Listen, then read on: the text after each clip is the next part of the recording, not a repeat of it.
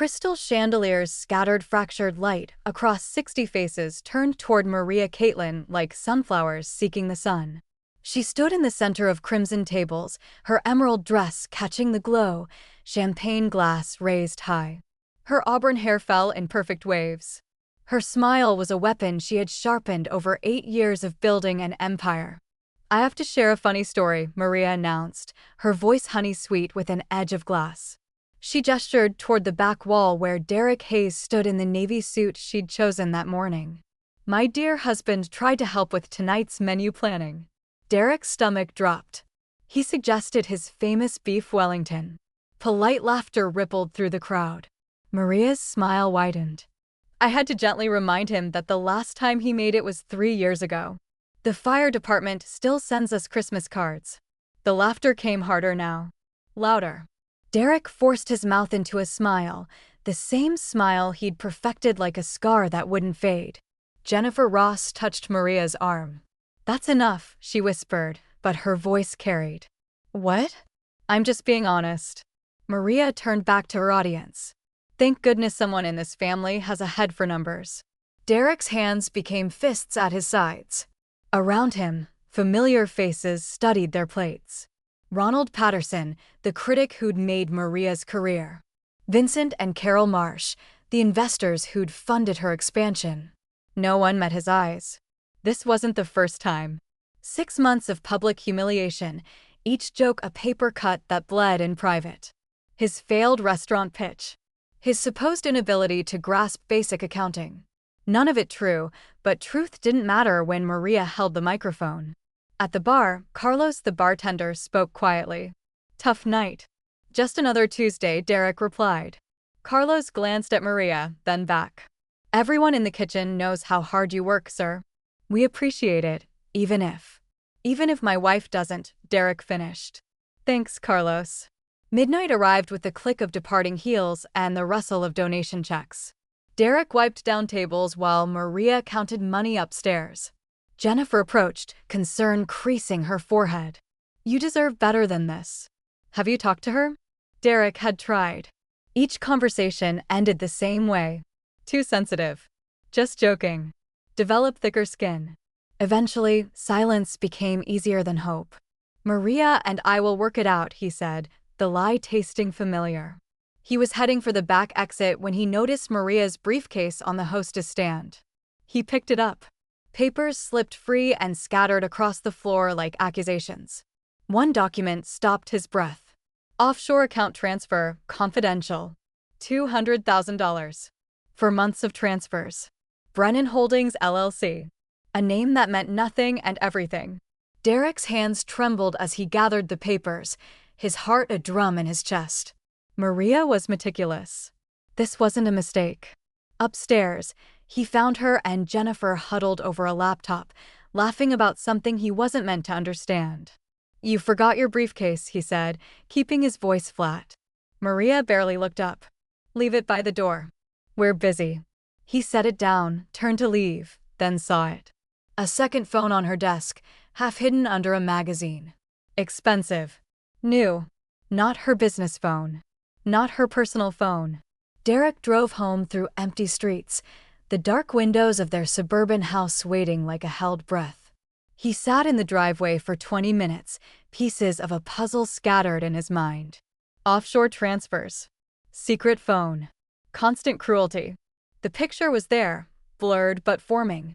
Inside, he opened his laptop and created a new folder. Innocuous name. Then he did something he'd never done before. He logged into the business banking portal. 2 hours later, his blood had turned to ice water. The transfers to Brennan Holdings were just the beginning. Consulting firms that didn't exist. Inflated vendor invoices. Expense reports built on lies. Someone was gutting the restaurants from the inside. Maria. It had to be Maria. Derek sat back, his mind racing toward confrontation. But something stopped him. If she'd gone this far, she wouldn't hesitate to lie, to manipulate, to make him the villain of her story. He needed proof. Real, undeniable proof. As dawn broke pink and gold over the quiet suburb, Derek made his decision. He wouldn't confront her. He wouldn't let her see his suspicion. Instead, he would become what she'd always said he was: invisible. And in that invisibility, he would find the truth. His phone buzzed. A text from Maria: "Don't wait up tonight. Business dinner. Might be late." Derek stared at the message, then typed back, "No problem. Love you." The lie felt like power. For the first time in 6 months, he smiled a real smile. 3 weeks passed like a slow-motion car crash. Derek played his role perfectly. The dutiful husband. The incompetent partner. The punchline. But at night, while Maria attended her endless business dinners, he became someone else. The manila folder in his locked desk drawer grew thicker each day. Bank statements. Receipts. Screenshots. A trail of financial bloodletting that led somewhere he was afraid to follow. Tonight, Maria stood in their bedroom, fastening diamond earrings he'd never seen before. "Another dinner?" Derek asked from the doorway, his voice carefully neutral. "Investors from New York." She didn't look at him in the mirror. "Don't wait up." "Which investors?" Her hands paused for half a heartbeat. "The Rothschild Group." "Why?" "Just curious." Derek smiled. "Have fun." He waited until her car disappeared down the street. Then he opened his laptop. The Rothschild Group didn't exist. Not in New York. Not anywhere. Derek's phone buzzed. "Carlos, boss, you need to see something. Can you come to the restaurant?" 30 minutes later, Derek stood in the back office of Crimson Tables. Carlos had pulled up security footage from the previous week. Maria's private office. 2:47 a.m. On screen, Maria entered with someone else. A man. Tall, expensive suit, salt and pepper hair. They didn't kiss. They didn't touch. But the way they stood together, the familiarity in their body language, told a story Derek didn't want to read. "Who is he?" Derek asked. "Marcus Brennan," Carlos said quietly. "He's been coming around for months. Always after hours. Jennifer thinks he's a consultant." Brennan. Brennan Holdings. Derek's heart hammered against his ribs.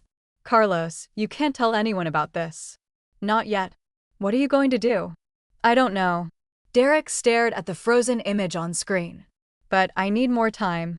The next morning, Derek made coffee and set a cup on the counter for Maria. She came downstairs in her silk robe, scrolling through her phone. "Thank you," she said absently, taking the cup without looking at him. "How was dinner?" "Fine." She sipped. "Exhausting. These New York people are relentless." Derek nodded, stirring sugar into his own coffee. "I was thinking, maybe I could help more with the new location. Take some pressure off you." Maria finally looked up, surprise flickering across her face. "You want to help? I know you think I'm not capable of much." He kept his voice humble, self-deprecating. "But I could handle vendor orders. Quality control. The boring stuff." Something shifted in Maria's expression. Relief? Guilt? It was gone too fast to name. "That's sweet, Derek. But I have it under control. I just hate seeing you so stressed." Maria set down her phone. She walked over, cupped his face in her hands. For a moment, she looked like the woman he'd married 8 years ago. The one who'd kissed him in the kitchen of her first restaurant, flower on her cheek, dreams in her eyes. "You're a good man," she said softly. "Too good for me, probably." The words felt like an apology and a confession wrapped together. Then her phone buzzed. She pulled away, the moment shattered like dropped glass. "I have to go." She grabbed her purse. "There's leftover pasta in the fridge for dinner." Derek watched her leave. Then he pulled out his own phone and opened a private browser. Time to find out who Marcus Brennan really was. 2 hours of searching revealed a ghost. No social media. No business listings. A few mentions in real estate transactions, all offshore properties. Cayman Islands. Monaco. Singapore. Marcus Brennan was someone who didn't want to be found. Derek's phone rang. "Jennifer. We need to talk," she said without preamble. "Not at the restaurant. Can you meet me at Riverside Park in an hour?" The park was nearly empty, October wind stripping gold leaves from the trees. Jennifer sat on a bench, hands wrapped around a coffee cup. She looked exhausted. Derek sat beside her. "What's going on?" I should have told you sooner. Jennifer stared at the river. I've been trying to convince myself it was nothing, but I can't anymore. Told me what? Maria's having an affair. The words landed like stones in dark water. Derek waited for shock, for anger, for something. Instead, he felt only a cold, distant curiosity. With Marcus Brennan, he said. Jennifer's head snapped toward him. You know? I suspected. How long? 6 months. Maybe longer. Jennifer's voice cracked. I confronted her last week. She denied everything, said I was being paranoid. But Derek, it's not just the affair. The money. Jennifer's eyes widened. You know about that too? I found transfer records. Offshore accounts. Missing funds. It's worse than you think. Jennifer pulled out her own phone, showed him a series of emails. Maria's planning to sell the restaurants. All 3 locations. She's been negotiating with the development group for months. Once the sale goes through, she's taking the money and disappearing. Derek read the emails, his hands steady even as his world tilted sideways. Projected sale, $4.2 million. Maria's cut, $3.1 million after hidden debt payoffs. Disappearing where? He asked. Europe, I think. With Brennan. Jennifer wiped her eyes. She's going to leave you with nothing, Derek. The restaurants are in both your names, but she's structured the debt so you'll be liable for everything while she walks away clean. Derek sat back, the pieces finally forming a complete picture. The humiliation wasn't cruelty. It was strategy. Make him look incompetent so no one would believe him when the truth came out. Paint him as the burden so her departure looked like liberation. Why are you telling me this? He asked. Because you don't deserve this. Jennifer's voice was fierce. And because I can't let her destroy everything we built together. The restaurants, our friendship, your life. It's not right. Derek looked at the river, watching water flow endlessly towards somewhere else. I need your help, he said finally. But what I'm planning, it's not exactly legal.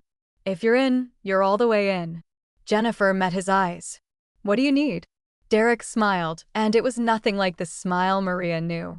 I need you to help me destroy her first.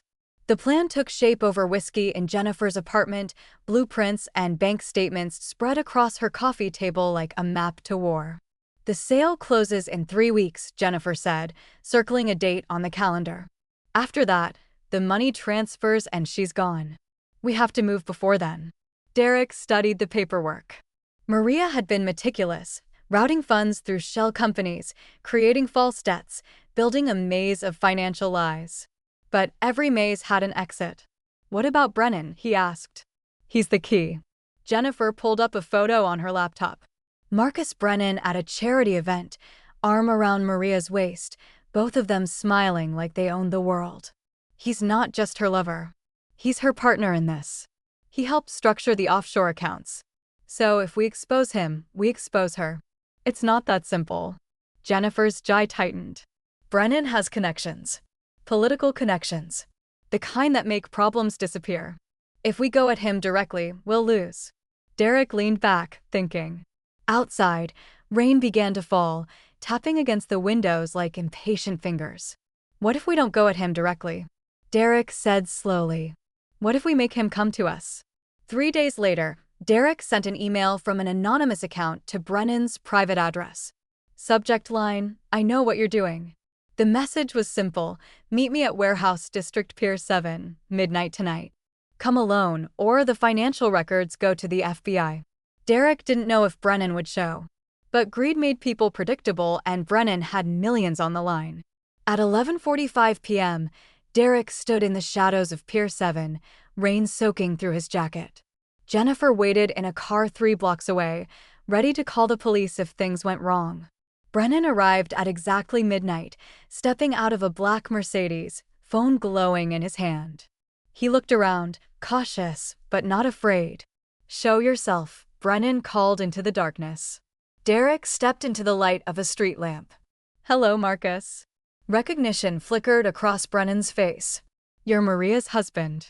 Was that before or after you started sleeping with her? Brennan smiled, cold and sharp. So that's what this is about. A jealous husband playing detective. This is about $3.1 million. Derek held up his phone, showing screenshots of the offshore transfers. This is about fraud, embezzlement, and conspiracy. The smile faded. You have no idea what you're dealing with. Then explain it to me. Brennan laughed, a sound like breaking ice. You think you can threaten me? I've made people like you disappear before. Maria warned me you were pathetic, but this is impressive even for you. She talks about me?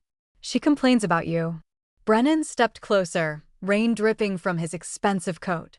The dead weight she's been dragging around for years. The failed chef with delusions of competence. She's leaving you, Derek. She's been planning it for months. And there's nothing you can do to stop it. Each word was designed to wound, but Derek had been wounded so many times the pain felt distant now. You're right, Derek said softly. I can't stop her from leaving. But I can stop her from taking everything. He pressed a button on his phone. Lights flooded the pier. Jennifer stepped out from behind a cargo container, holding a camera. That's enough, she called. We got it all. Brennan's face went white. You're recording this? Video and audio. Derek's voice was steady. Your confession about the fraud, the offshore accounts, the whole operation. It's already uploaded to the cloud. 3 different servers. If anything happens to me, it goes public automatically. You son of a... Here's what's going to happen. Derek cut him off. You're going to transfer every dollar back into the restaurant accounts. You're going to disappear from Maria's life. And you're going to pray I never send this recording to the people you've been hiding from. Brennan's hands clenched into fists. For a moment, Derek thought he might attack. Then the fight drained out of him, replaced by cold calculation. You're making a mistake, Brennan said quietly. Maria won't thank you for this. She'll hate you even more. I'm not doing this for her gratitude. Brennan turned and walked back to his Mercedes, shoulders rigid with rage. The engine roared to life, headlights cutting through the rain as he drove away. Jennifer joined Derek under the streetlight. Do you think he'll do it? He doesn't have a choice. Men like Brennan don't go to prison. They cut their losses and run. What about Maria? Derek looked out at the dark water of the harbor. That's the hard part. The next morning, Derek woke to find Maria in the kitchen, staring at her laptop with the expression of someone watching their world collapse. Her phone buzzed constantly. She ignored it. Something wrong? Derek asked, pouring coffee. Maria looked up, her eyes red-rimmed. Marcus ended things. Just like that. After everything. Her voice broke. He transferred the money back and said it was over. No explanation. Derek sat across from her, coffee warming his hands. I'm sorry. No, you're not. Maria's laugh was bitter. You probably think I deserve this. Do you? The question hung between them like a blade. Maria stared at him, really seeing him for perhaps the first time in months. You know, she said quietly. About all of it. Yes. How long? Long enough. Maria closed her laptop, her hands trembling. Are you going to turn me in? Derek sipped his coffee, considering. That depends on what you do next. What do you mean? I mean you have a choice, Maria. You can keep pretending I'm the problem. Keep treating me like I'm worthless. Keep destroying everything we built together. Or you can tell me the truth. What truth? Her voice was barely a whisper. Why you hate me so much? Maria's face crumpled. Tears spilled down her cheeks, silent and devastating. I don't hate you, she said. I hate that I'm failing and you're there watching it happen. I hate that I need your help, but I'm too proud to ask. I hate that you're good and patient, and I'm just cruel. You are going to leave me with nothing. I know. Maria covered her face with her hands. I told myself you'd be better off without me. That it was mercy. But it was just cowardice. Derek stood, walked to the window. Rain streaked the glass, blurring the world outside. I recorded everything, he said. The transfers, the fraud, Brennan's confession. I have enough to send you to prison for 10 years. Maria's breath caught. What are you going to do? Derek turned to face her. That depends on your answer to one question. What question? Do you want to save this marriage, or do you want to save yourself? Maria looked at him, mascara stained and broken, the woman he'd loved buried somewhere beneath the lies. I don't know if I can do both, she whispered. Then choose. Maria chose herself. Derek shouldn't have been surprised, but the words still landed like a fist to the chest. "I'm not asking you to forgive me," Maria said, standing in their kitchen with rain hammering the windows. "I'm asking you to let me go." "Let you go?" Derek's voice was hollow. "After everything you've done? I'll sign over the restaurants. All 3 locations. Full ownership to you." Maria pulled papers from her bag, already prepared, already planning her escape even now. "No lawyers. No fight. You get everything and I disappear." Derek stared at the documents. His signature line waited at the bottom like a finish line. "Where will you go? Does it matter?" "It does to me." Maria's eyes filled with fresh tears. "I have a sister in Portland. I haven't spoken to her in 5 years, but she'll take me in. I'll start over. Be nobody. Maybe that's what I deserve." "And the fraud?" "The stolen money. Brennan returned most of it. I'll pay back the rest over time. Quietly. No police. No scandal." She paused. "Unless you want there to be." Derek picked up the papers, reading through Maria's surrender. She was giving him everything. The empire she'd built. The dream she'd bled for. The identity she'd wrapped around herself like armor. "Why?" he asked. "Why are you really doing this?" Maria sank into a chair, exhausted. "Because I looked at myself this morning and didn't recognize who I saw. Because Brennan was right about one thing. I've been so busy trying to prove I'm worthy that I destroyed the one person who already thought I was. I'm not a saint, Maria. I know." She smiled sadly. "You're planning to use those recordings against me if I don't cooperate. I can see it in your eyes. The anger. The need for revenge." Derek didn't deny it. The recordings sat on his phone, a nuclear option he'd been preparing to deploy. But standing here, watching Maria break apart piece by piece, he felt the anger drain away into something colder. "Pity. I'm not going to use the recordings," he said quietly. Maria's head snapped up. "What?" "I'm going to delete them. All of them. And I'm going to let you walk away." "Why would you do that?" "Because keeping you in a cage won't fix what's broken inside me." Derek set the papers on the table. "Sign these. Take enough money to start over. And leave." "Derek, I don't understand. I loved you, Maria. God help me, some part of me still does. But I won't destroy you to prove a point." He met her eyes. "That's the difference between us. You would have destroyed me and called it business. I'm going to save you and call it goodbye." Maria reached across the table, touching his hand. "You're a better person than I ever was." "No. I'm just tired of being angry." They signed the papers in silence, the scratch of pen on paper marking the end of 8 years.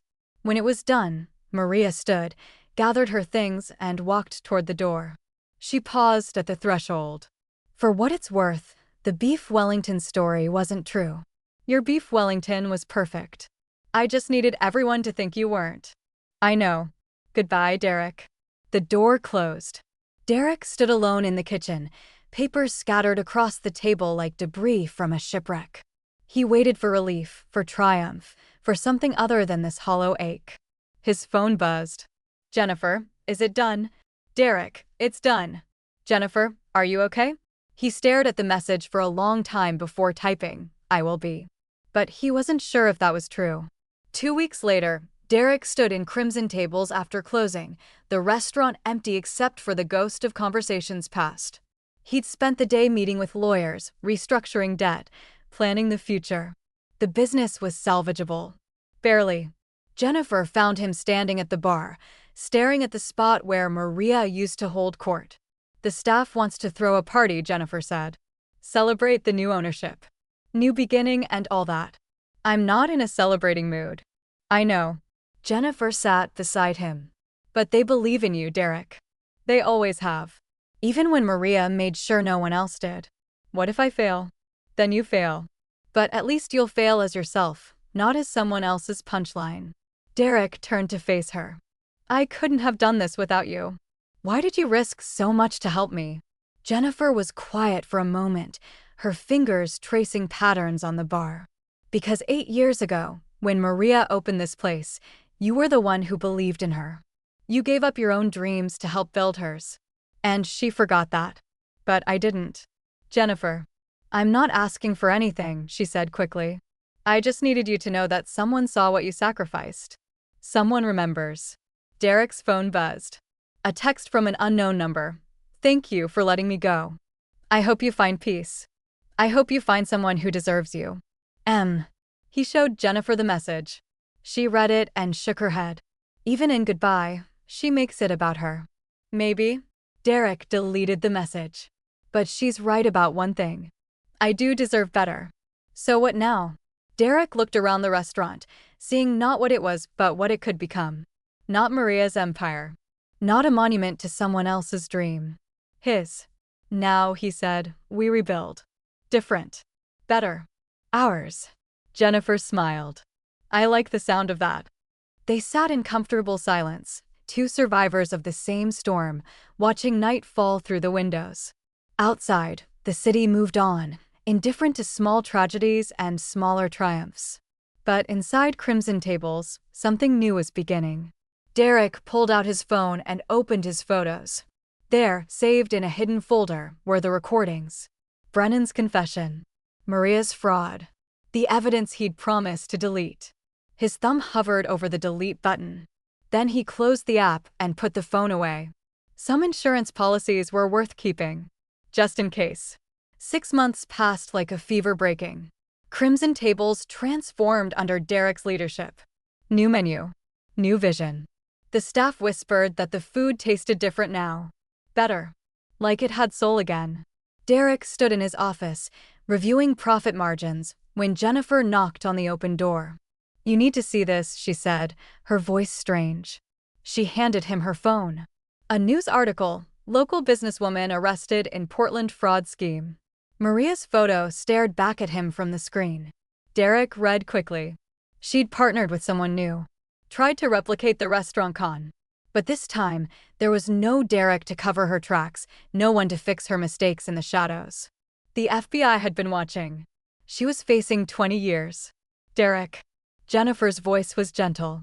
Are you okay? He set the phone down carefully. I don't know what I'm supposed to feel. You could feel nothing. That would be fair. But that was the problem. Derek did feel something. Not love.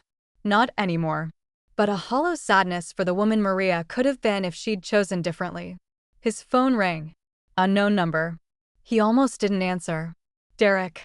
Maria's voice was thin, fractured. I only get one call. I'm using it on you. Why? Because I need you to know something before they take me away. She took a shaky breath. I still have the recordings. The ones you said you deleted. I know you kept them. Derek's blood went cold. How? Because I would have done the same thing. A bitter laugh. I called to tell you that it's okay. I'm not angry. You were smart to keep insurance. Maria. I'm going to plead guilty. Take the deal they offer. Maybe get out in 10 years if I'm lucky. Her voice cracked. I just wanted to hear your voice one more time. To say I'm sorry for real. Not the performance version. The true one. I'm sorry too, Derek said, and meant it. I'm sorry we couldn't save each other. Maybe some people aren't meant to be saved. Voices murmured in the background. I have to go. Be happy, Derek. Be the person I pretended you couldn't be. The line went dead.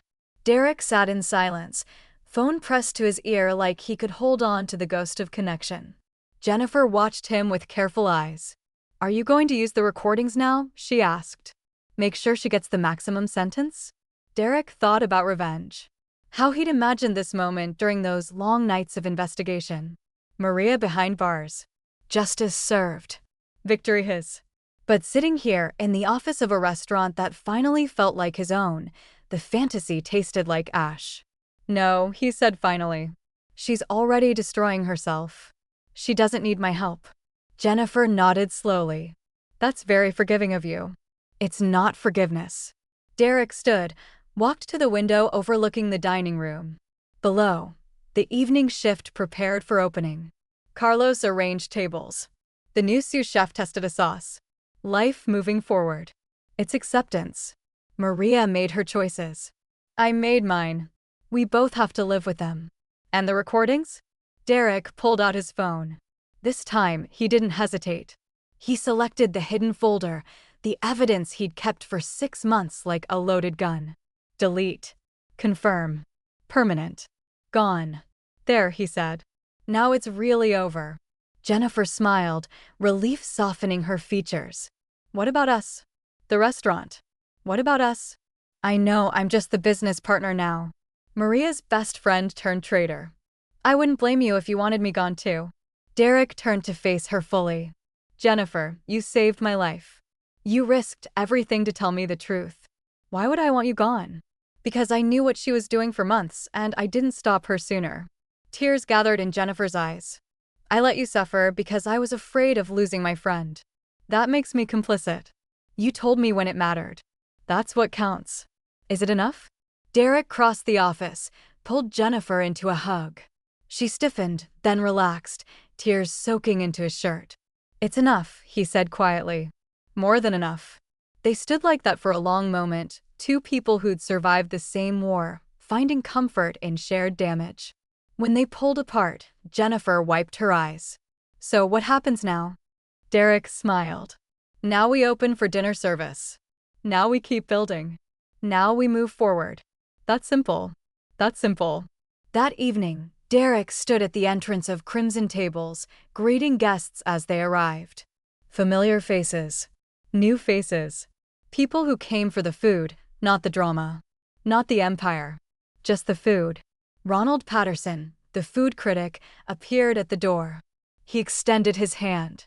Derek, I owe you an apology. I should have said something at that gala.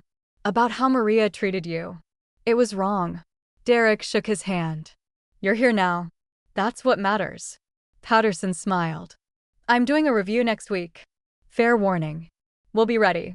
As the evening unfolded, Derek moved through the restaurant, checking dishes, talking to staff, feeling the rhythm of a place finally aligned with its purpose. No performance. No pretense. Just honest work and honest food. Near closing time, a woman sat alone at the bar. Mid-30s, dark hair, reading a book while she finished her wine. She looked up as Derek approached. Everything okay with your meal? He asked. Perfect. Her smile was warm. Best salmon I've had in years. You're the owner. Derek Hayes.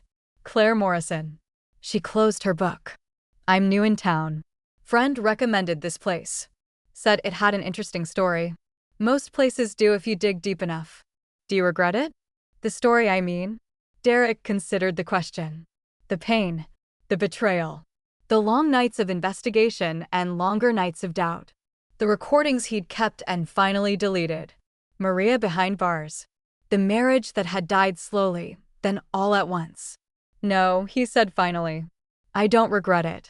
The story made me who I am. Claire studied him for a moment, something like understanding in her eyes.